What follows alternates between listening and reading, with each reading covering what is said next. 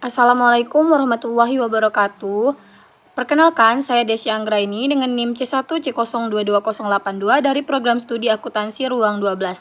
Di video kali ini, saya akan mempresentasikan hasil dari makalah saya yaitu tentang pajak penghasilan orang pribadi dengan mata kuliah perpajakan 2 yang diampu oleh Bapak Dr. Wirmi Eka Putra SEMSI.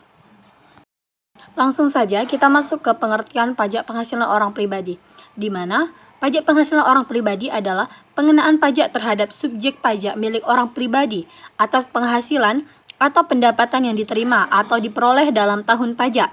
Orang pribadi adalah subjek pajak penghasilan yang mencangkup orang pribadi yang bertempat tinggal di Indonesia maupun di luar Indonesia. Selanjutnya subjek pajak penghasilan orang pribadi terbagi menjadi dua, yaitu yang pertama subjek pajak penghasilan orang pribadi dalam negeri, di mana yang pertama terdapat bertempat tinggal di Indonesia, yang kedua berada di Indonesia lebih dari 183 hari dalam jangka waktu 12 bulan, dan yang ketiga atau dalam suatu tahun pajak berada di Indonesia dan mempunyai niat untuk bertempat tinggal di Indonesia.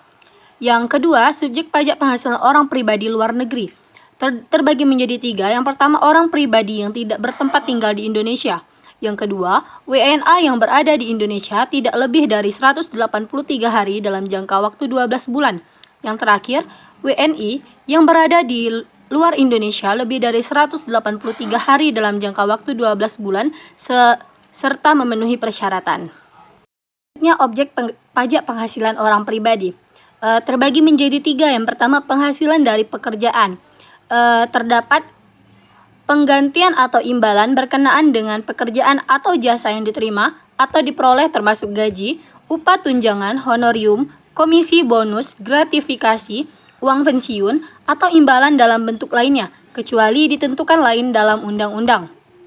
Yang kedua, hadiah dari pekerjaan atau kegiatan dan penghargaan. Yang ketiga, penghasilan dari usaha atau pekerja bebas. Dan objek yang kedua yaitu penghasilan dari modal atau investasi. Terbagi menjadi 5. Yang pertama, keuntungan karena penjualan atau karena pengalihan harta. Yang kedua, bunga. Bunga termasuk premium, diskonto, dan imbalan karena jaminan pengembalian utang. Dan yang ketiga ada dividen. Dengan nama dan dalam bentuk apapun termasuk dividen dari perusahaan asuransi kepada pemegang polis dan pembagian laba dari sisa hasil usaha koperasi. Yang keempat terdapat royalti atau imbalan atas penggunaan hak. Dan yang terakhir, sewa dan penghasilan lainnya sehubung dengan penggunaan harta. Selanjutnya objek pajak penghasilan orang pribadi yang terakhir yaitu penghasilan lain-lain. Terdapat 8 bagian. Yang pertama, hadiah dari undangan. Yang kedua, penerimaan kembali pembayaran pajak yang telah dibebankan sebagai biaya dan pembayaran tambahan pengambilan pajak. Yang ketiga, penerimaan atau perolehan pembayaran berkala. Yang keempat, keuntungan karena pembebasan utang, kecuali sampai jumlah tertentu yang ditetapkan dengan peraturan pemerintah. Yang kelima, keuntungan karena selisih kurs mata uang asing. Yang keenam, tambahan kekayaan neto yang berasal dari penghasilan yang belum dikenakan pajak, penghasilan dari usaha berbasis syariah. Yang ketujuh, imbalan bunga, sebagaimana dimaksud dalam undang-undang yang mengatur mengenai KUP. Dan yang terakhir, surplus Bank Indonesia. Materi selanjutnya yaitu penghasilan yang dikenai pajak bersifat final. Yang pertama, penghasilan berupa bunga, deposito, dan tabungan lainnya, bunga obligasi dan surat utang negara atau SUN, dan bunga simpanan yang dibayarkan oleh koperasi kepada anggota koperasi orang pribadi. Yang kedua, penghasilan berupa hadiah undian. Yang ketiga, penghasilan dari transaksi saham dan sekuritas lainnya, transaksi derivatif yang diperdagangkan di bursa, dan transaksi penjualan saham atau pengalihan penyertaan modal pada perusahaan pasangannya dan diterima oleh perusahaan modal Ventura. Yang keempat, penghasilan dari transaksi pengalihan harta berupa tanah dan atau bangunan, usaha jasa konstruksi, usaha real estate, dan persewaan tanah dan atau bangunan. Dan yang terakhir, penghasilan tertentu lainnya yang diatur dengan atau berdasarkan peraturan pemerintah, PP.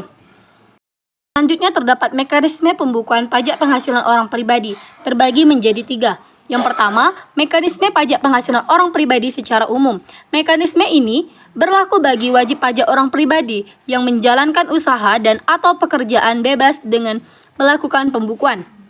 Yang kedua, mekanisme pajak penghasilan final Peraturan Pemerintah 23/2018. Mekanisme perhitungan pajak penghasilan orang pribadi ini berlaku bagi wajib pajak pribadi yang memiliki peredaan bruto tidak lebih dari 4,8 miliar dalam setahun. Dan yang ketiga, mekanisme pajak penghasilan orang pribadi secara NPPN. Perhitungan PPh orang pribadi dengan mekanisme NPPN ini bagi yang tidak menyelenggarakan pembukuan. Norma perhitungan penghasilan neto ini bisa digunakan oleh wajib pajak dengan peredaran bruto kurang dari 4,8 miliar dalam satu tahun. Selanjutnya, tarif pajak penghasilan orang pribadi, di mana menurut Undang-Undang Pajak Penghasilan lapisan pertama, rentang penghasilannya yang 0 sampai 50 juta dikenakan tarif sebesar 5%, dan menurut RUU HPP 0 sampai 60 juta dikenakan tarif sebesar 5%, dan lapisan kedua 50 juta sampai 250 juta dikenakan tarif sebesar 15%, dan menurut RUU HPP 60 sampai 250 juta dikenakan tarif 15%. Lapisan ketiga menurut Undang-Undang PPh rentan penghasilan yang 250 juta sampai 500 juta dikenakan tarif sebesar 25%, dan menurut RUU HPP rentan penghasilan 250 juta sampai 500 juta dikenakan tarif sebesar 25%, dan menurut UU PPh lapisan keempat lebih dari 500 juta dikenakan tarif sebesar 30%. Dan menurut RUU HPP, rentan penghasilan yang 500 juta sampai 5 miliar dikenakan tarif sebesar 30%. Dan menurut RUU HPP, rentan penghasilan di atas 5 miliar dikenakan tarif sebesar 35%. Selanjutnya terdapat mekanisme perhitungan pajak penghasilan orang pribadi. Yang pertama, hitung total penghasilan kantor Anda selama setahun. Penghasilan ini sudah termasuk gaji, bonus, tunjangan, dan jenis pemasukan lainnya yang termasuk ke dalam PKP atau penghasilan kena pajak. Yang kedua, temukan besaran PTKP yang sesuai dengan situasi Anda saat ini. Kemudian hitung pengurangan antara PKP dengan PTKP tersebut. Hasil dari pengurangan antara keduanya akan menjadi angka akhir dari penghasilan bersih atau neto Anda. Dan yang terakhir, setelah Anda mendapatkan angka penghasilan neto, maka selanjutnya potong dengan tarif pajak yang telah diatur dalam Undang-Undang Nomor 36 Tahun 2008. Yang terakhir, kita masuk ke contoh perhitungan pajak penghasilan orang pribadi. Aditya merupakan seorang kepala keluarga dengan satu anak. Aditya bekerja di salah satu perusahaan swasta. Penghasilan bruto yang terdiri dari gaji, tunjangan, dan pembayaran lain adalah senilai 100 juta. Aditya membayar iuran pensiun dan tunjangan hari tua senilai 2 juta setiap bulan. Maka, berikut perhitungan pajak penghasilan yang harus dibayar oleh Aditya. Langsung saja kita masuk ke penyelesaiannya. Yang pertama, hitung penghasilan bersih, yaitu penghasilan bruto senilai 100 juta dikurang dengan beban tunjangan sebesar 2 juta, yang hasilnya yaitu 98 juta. Selanjutnya, hitung PTKP, yaitu pribadi tambah istri dan tambah satu anak. Pribadi 54 juta, ditambah pajak untuk istri 4.500.000 dan untuk anak 4.500.000 sama dengan 63 juta. Merupakan PTKP Aditya. Selanjutnya, hitung PKP, yang mana penghasilan bersih senilai 98 juta tadi dikurang dengan PTKP tadi, yaitu 63 juta, maka hasilnya 35 juta. Selanjutnya, hitung PPh. PKP dikali presentasi PPh. Karena PKP Aditya kurang dari 50 juta, maka pajak yang harus ia bayarkan adalah 5% dari PKP-nya. Jadi, 35 juta dikali 5%, yaitu 1.750.000 rupiah. Maka, PPh yang harus dibayarkan Aditya selama setahun adalah sebesar 1.750.000 rupiah.